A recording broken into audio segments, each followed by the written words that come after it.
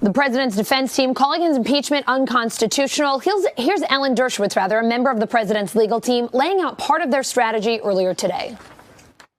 My conclusion, which I will present in a systematic way, is that the framers of the Constitution did not permit impeachment on grounds like abuse of power or obstruction of Congress. They rejected open-ended, vague criteria that could be weaponized for partisan political purposes. And they introduced instead fairly specific criteria: treason, bribery, or other high crimes and misdemeanors. So what does the Constitution actually say about impeachment? Alexa Liautaud went to Philadelphia to find out. The yeas are 229. The nays are 198. Present is 1. Article 2 is adopted. In December 2019, President Trump was impeached. They're pursuing an illegal, invalid, and unconstitutional impeachment. They have rendered the Constitution of the United States and its words meaningless. On the one hand, some Republicans say this whole process has been unconstitutional. The Democratic leader wants to write a completely new set of rules for President Trump. But on the other, the Democrats say President Trump's actions meet the threshold for impeachment. We have confidence in our case that it is impeachable and this president is impeached for life. So, what does the Constitution actually say about all of this? I went to Philadelphia, the birthplace of the Constitution, for some answers from the Founding Fathers themselves. What does the Constitution actually say about impeachment? The Constitution doesn't say too much about impeachment, but what it says is really important. First, it says that the House has sole power over impeachment and the Senate sole power over impeachment trials. And that means that whatever the House and the Senate say goes, and the courts are not going to second guess it. The Constitution also says that people can be impeached for treason, bribery, or other high crimes and misdemeanors. And of course, the question of what that means is hotly contested. Okay, so the Constitution doesn't say much about impeachment at all.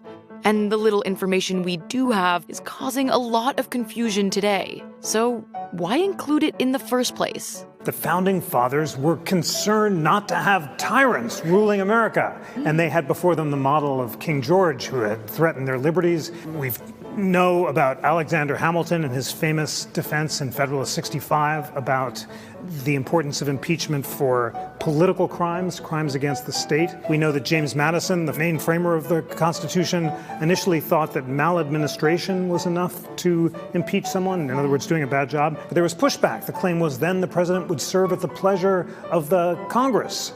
So as a result, the language was refined. George Mason, who's standing behind us, he came from Virginia, and he was very keen on the idea that we must protect ourselves from foreign corruption, from a conniving president who would conspire with a foreign prince or potentate for personal gain. He was confident that impeachment would make that impossible. What was the reasoning behind giving the authority to the House to impeach and giving the authority to the Senate to try? What were the framers of the Constitution thinking in doing that? The House is the people's house. They're like a grand jury. They can decide that the president's committed an impeachable offense by a simple majority, but the Senate is the wise, thoughtful leaders who will set aside their partisan interests, deliberate on the basis of the public good, and that's why the standard for conviction is so high. A conviction has to be beyond reasonable doubt. So now we have the basics of how the Founding Fathers thought about impeachment: treason, bribery, and high crimes and misdemeanors, all impeachable offenses. But what exactly does that look like?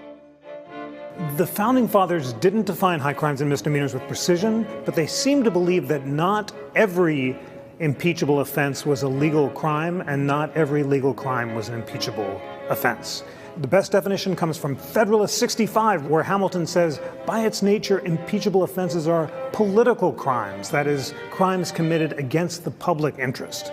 And of course, there is one thing the Founding Fathers didn't take into account that's having a huge impact on impeachment proceedings today: The framers of the Constitution had one big blind spot that they didn't anticipate, and that was the rise of political parties. When you think about the relationship currently between House Speaker Pelosi and Mitch McConnell, what do you think the founders would have said? James Madison considered parties a form of faction, and impeachment along purely party lines wasn't something they were contemplating. The founders might not have considered partisanship, but there is some precedent for it. President Trump joins just two other presidents in being impeached, Andrew Johnson and Bill Clinton. What have we learned about the Constitution through those impeachment proceedings? The central thing we learned is that the Constitution sets a very high bar for impeachment. Both the Johnson and Clinton impeachments failed. So that tells us that it's really tough to impeach a president, and that ordinary political disagreements should not be the basis for impeachments, even when they're presented as technical violations of the law. That's not enough. You need something higher to be a high crime. So back to the ultimate question. Was President Trump's impeachment constitutional? It's hard to imagine an unconstitutional impeachment because an impeachment itself is set out in the Constitution, and the House and the Senate themselves have the power to decide what the Constitution requires. So for better or for worse, our fate is entirely in the hands of the House and Senate. It's ultimately going to be politics which will decide. Hey, NBC News viewers, thanks for checking out our YouTube channel. Subscribe by clicking on that button down here, and click on any of the videos over here to watch the latest interviews, show highlights, and digital exclusives. Thanks for watching.